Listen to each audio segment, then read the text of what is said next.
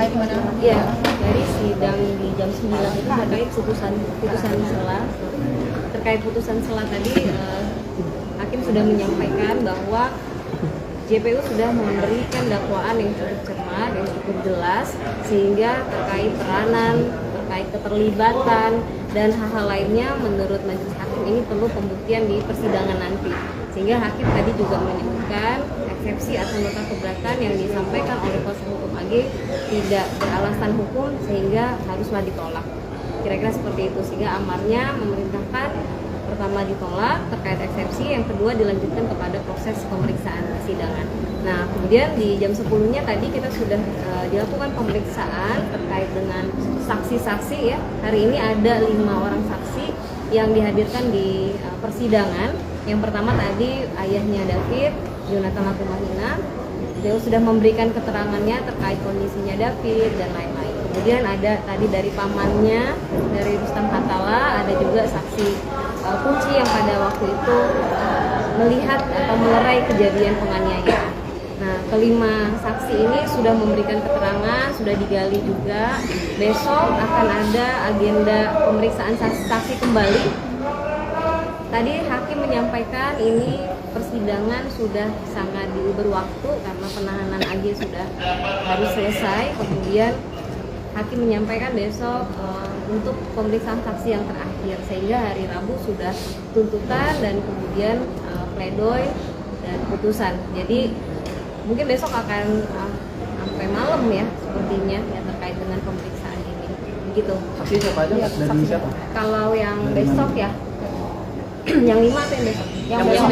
Yang besok itu sepertinya saksi dari pihak JPU itu ada saksi ahli, kemudian ada saksi pelaku yang lain yang pada perkara ini dijadiin saksi ya. MDS ada, kemudian saksi tersangka S yang di perkaranya anak AG ini jadi saksi. Gitu. Mereka semua ada. Saya juga mendengar ada dari APA, kalau saya tidak salah ya. Kemudian nanti ada saksi yang meringankan dari pihak kuasa hukum AG. Untuk 5 saksi yang hari ini, hari itu ada saksi M, saksi R yang teman orang tua temannya Renjiro. Orang tua temannya anak korban David. Mbak, tadi terkait dengan ketika pemeriksaan pada saat ayahnya David mengenai kondisi kesehatan tadi terkait dengan pamannya sendiri itu fokusnya mengenai apa? Mungkin bisa digambarkan secara umumnya aja tadi. materi pemeriksaan. Tadi keterangan ayahnya David terkait dengan kondisi kesehatan David menerangkan 43 hari David sudah berada di ruang ICU. Kemudian pada awal-awal David ditemukan oleh keluarga pertama kali melihat David di Rumah Sakit Medika Permata Hijau. Itu ayah korban menyampaikan apa saja lukanya, di mana saja, kemudian bagaimana kondisi tubuhnya anak korban, seperti itu. Sehingga tadi ayahnya David juga memperlihatkan foto-foto yang menunjukkan bagaimana kondisi David dari awal masuk rumah sakit hingga saat ini. Juga ada foto sebelum kejadian ini terjadi ya, bagaimana kondisi fisik David sebelumnya. Mbak, ini sidang tertutup tadi. Ini bisa dijelaskan tadi saat sidang putusan sela berapa lama, sama pemeriksaan saksi juga dimulai dari jam berapa dan sampai jam berapa? Tadi sidang putusan sela itu dimulai jam 9. Sekitar setengah jam lebih kurang, kemudian langsung dimulai, di skor sebentar, lalu dilanjutkan dengan pemeriksaan saksi. Pemeriksaan saksi dari sekitar Foto termasuk juga kondisi pasca penganiayaan ya. Yang itu kan berarti bisa dibilang ada penganiayaan brutal di situ. Apakah kuasa hukum dari sini optimis bahwa para pelaku akan mendapatkan hukuman paling berat? foto-foto tadi, foto-foto terkait kondisi David selama proses perawatan di rumah sakit, terapi yang dilakukan. Juga ada foto pada saat ditemukan David masih berdarah-darah di awal, itu ada.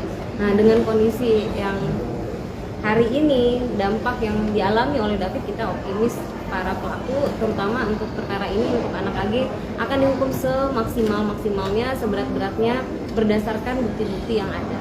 Begitu.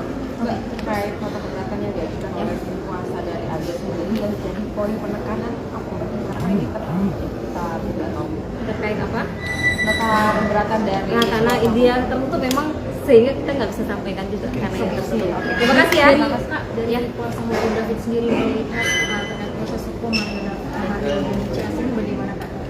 kedua adalah bagaimana tanggapan dari pihak David ini atas permintaan maaf ayah dari wanita? Ya, kalau terkait dengan berkasnya tersangka MDS dan S kan memang masih di proses di kejaksaan, belum P19. Artinya masih tahap 1 ya.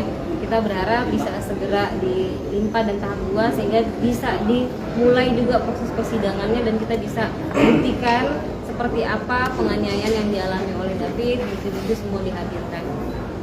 Terkait dengan permohonan maaf atau keterangan dari keluarganya MDS ini di media, kami tidak melihat itu sebanding dengan apa yang dialami oleh anak korban. Anak korban ini mengalami, kalau kita melihat orang tuanya MDS menangis pada waktu di keterangan di media, kita melihat anak korban David sudah menangis berteriak, bahkan suaranya hilang karena ada lubang tracheostomi di lehernya.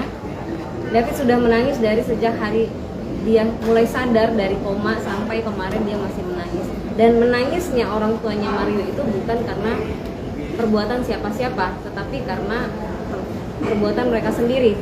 Menangisnya keluarganya mereka itu terkait dengan untuk dirinya sendiri, untuk keluarganya sendiri, tetapi menangisnya David, menangisnya orang tua David karena perbuatan biadab anak mereka. Begitu. Jadi buat kami permohonan maaf ya silakan mereka lakukan, ajukan, silakan, tetapi kami juga sudah punya sikap sendiri. Begitu. Pak, tadi terakhir terkait dengan pada saat penunjukan foto-foto kondisi David, dan pasti di ruang sidang itu ada Agi juga seperti itu. Apakah pada saat itu juga bisa diperlihatkan seperti apakah ada tempat air mata dengan antara kedua belah pihak? Itu saya nggak bisa sampaikan.